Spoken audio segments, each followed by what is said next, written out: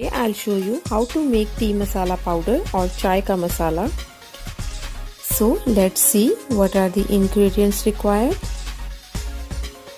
Here I have taken 2 tablespoons of fennel seeds or saunf, 1 tablespoon of cloves or long, 1 tablespoon of green cardamom or choti ilaichi, half tablespoon of black pepper powder, 2 tablespoons of carom seeds or ajwain, 2 cinnamon sticks or dalchini, and some dry ginger or saunt. Now add all the spices in a jar and grind them to make a fine powder. So this is the powder. Now take it out in a bowl. So the chai ka masala is ready now.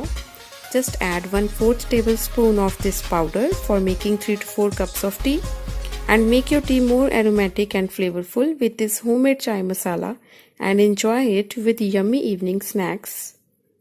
Also, this tea masala powder is beneficial in cough and cold. You can store this powder in an airtight container for 8 months to 1 year even.